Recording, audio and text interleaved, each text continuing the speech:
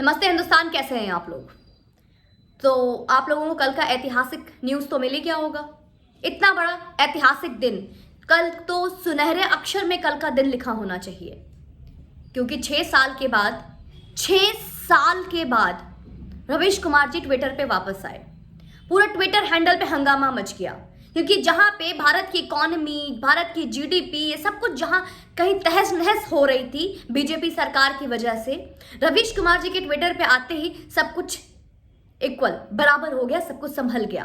क्योंकि कहाँ Twitter handle कहीं ना कहीं बहुत ही सूना था, बहुत ही उजड़ा हुआ था। रवीश कुमार जी के आते ही वो गुलजार हो गया, और आते ही उन्होंने अपनी एक चिट्ठी पोस्ट की है, जिन्होंने जेलर साहब को बहुत ही प्यारे शब्दों में एक चिट्ठी और एक पत्र लिखा है। एक लंबे पत्र है, जिस पत्र को आप ट्विटर हैंडल पे जाके पढ़ सकते हैं। कुछ इस तरीके थे जिसमें उन्होंने अपने दिल की बात और अपनी अभिव्यक्ति की आज़ादी और पत्रकारिता क्या है, गोदी मीडिया क्या कर रही है, उसके बारे में उन्होंने एक विशेष टिप्पणी की है। जैसे आपको पता है किस तरीके से गणतंत्र दिवस के दंगों में आगे बढ़े, और जिस तरीके की हरकत दंगे को फैलाने में जिस तरीके से बढ़ चढ़ के खुद मनदीप पुनिया ने जो काम किए, उसकी वजह से उनको 14 दिन के लिए हिरासत में लिया गया। तो जहां मृणाल पांडे, मनदीप पुनिया, और इसके अलावा इतना ही नहीं, आपको पता है राजदीप सरदेसाई के गलत पत्रकारिता की वजह से पूरा एक गलत इंफॉर्मेशन, गलत साइकी फैली हुई थी, जिनसे इस्तीफा लिया गया। तो आज रवीश कुमार जी बहुत चिंतित नजर आए। कल उन्होंने जेलर साहब को चिट्ठी लिख दी, लेकिन उनको लगा कि जेलर साहब की चिट्ठी जो मैं लिखूंगा वो मेरे न्यूज चैनल से, मेरे से, यूट्यूब चैनल से आगे नहीं जाएगी, जब तक मैं वापस ट्विटर पे आके इसको हाहाकार नहीं मचाऊंगा, जब तक मैं लोगों को बताऊंगा नहीं। मैं मनदीप पुनिया को लेकर ये इतने ज्यादा जो दुखी हैं उनके बारे में पूछना चाहूंगी। दोस्तों, जब मनदीप पुनिया को पकड़ा गया था और उससे जब पूछताछ की गई थी, तो जनाब के पास कोई एक प्रेस भी नहीं था, कोई अपनी आईडी नहीं थी, और वो दिल्ली हाय हाय, दिल्ली पुलिस हाय हाय के जो नारे लग रहे हैं, और इस तरीके का जो सरकार के खिलाफ जो नारे लग रहे हैं मनदीप पुनिया के लिए, और हमारी जो बंगाल में बैठी हुई हैं ममता बनर्जी दीदी, उनको बहुत बुरा लग रहा है कि राजदीप सरदेसाई को कहीं ना कहीं आज राजदीप सरदेसाई को इस्तीफा लिया गया। राजदीप सरदेसाई के लिए कह रहे हैं कि एक राष्ट्रवादी पत्रकार के साथ गलत हो रहा है। आज से पूछती हूं मैं कि कोई एक महिला, और महिला पुरुष भी अगर एक बार मैं ताक पे रख दूं, तो एक मुख्यमंत्री जो एक किसी पद पे बैठी हुई हैं, उस पद पे अगर कोई पत्रकार उनके कंधे पे ऐसे हाथ रख रहा है, वो सही है? अगर अर्नब गोस्वामी, शिवराज सिंह चौहान और आदित्यनाथ योगी जी के कंधे पे ऐसे हाथ रखे, तो क्या कहा जाएगा? चापलूस, गद्दार, या कहीं उससे भी ज्यादा? तो रवीश कुमार जी, उसके लिए आपने कोई पत्र नहीं लिखा, उसके लिए आपने कोई चिट्ठी नहीं लिखी, उसके लिए कोई हाहाकार नहीं मचाया। रवीश कुमार जिसका कि हर वक्त कहीं ना कहीं एक वक्त ही ऐसा, जैसे आपको पता है कि आज बजट पास हुआ है, जहां बजट में कई सारी चीजें निकली हैं, कई सारी अच्छी चीजें फार्मर्स के लिए आई हैं, रेलवे को लेकर आई हैं, वाकई से कोविड के वैक्सीनेशन के लिए आई हैं, जो सराहनीय है। वहीं पे अब ये पूरी एड़ी चोटी लगा देंगे, अपनी जान लगा देंगे। किस तरीके से मैं इस पूरे बजट को उल्टा दिखा दूं, या अपनी जान को हथेली पे लेकर बैठेंगे इस बजट को बिल्कुल उल्टा करने के लिए। कितनी कमियां निकाल दूं इसमें, किस तरीके से लोगों को मैनिपुलेट करूं मैं।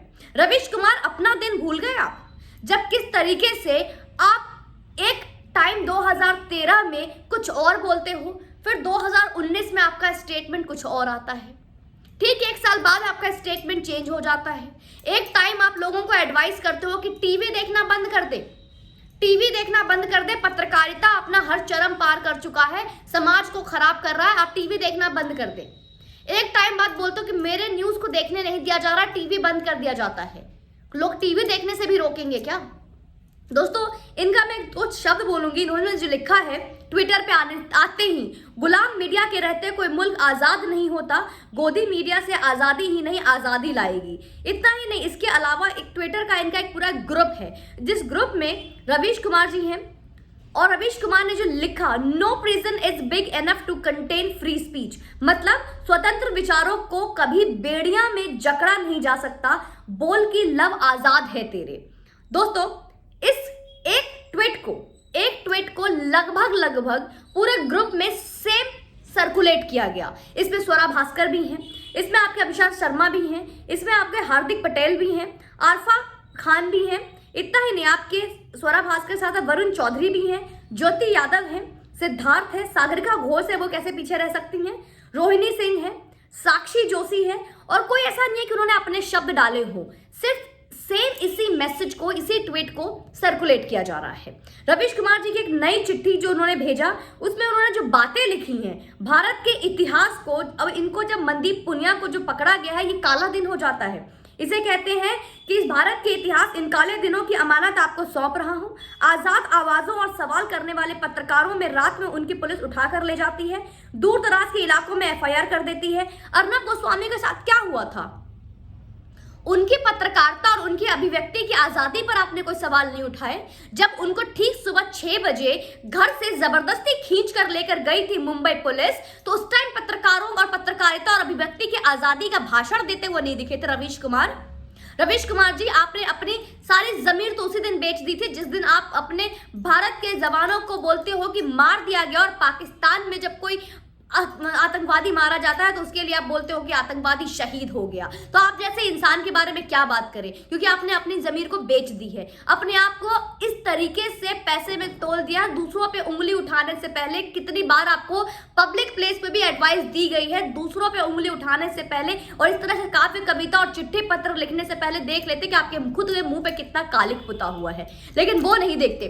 दोस्तों, इन्होंने साथ में और ये भी लिखा है, भारत माता देख रही है, गोदी मीडिया के सर पर ताज पहनाया जा रहा है, आजाद आवाजें जेल भेजी जा रही हैं, डिजिटल मीडिया पर स्वतंत्र पत्रकारों ने अच्छा काम किया, किसानों ने देखा कि यूट्यूब चैनल और फेसबुक लाइव से किसान आंदोलन की खबरें गांव-गांव पहुंची हैं, इन्हें बंद करने के लिए इस आवाज को दबाया जा रहा है, एफआईआर किया जा रहा है। स्वतंत्र पत्रकार, आप स्वतंत्र पत्रकार तो हैं ही, और आप सर और ताज की बात कर रहे हैं।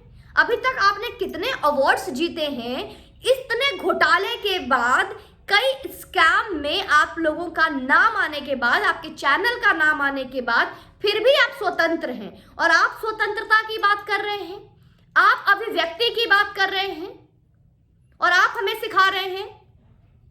दोस्तों, इस रवीश कुमार के बारे में मैं जितना भी कुछ बोलूं वो कम होगा, क्योंकि इनकी जो हरकत है आज, इनको मिस्टर पूनिया को लेकर, जिस पूनिया के पास अपना कोई एक मीडिया प्रेस का कोई एक आईडी प्रूफ नहीं है, जब पुलिस ने उनको रोका, उनसे जब बोला कि दिखाओ भाई किस कंपनी के हो, किस प्रेस से आते हो, कौन से पत्रकार हो भाई, कौन से समाचार मीडिया की कंपनी से हो, बता दो।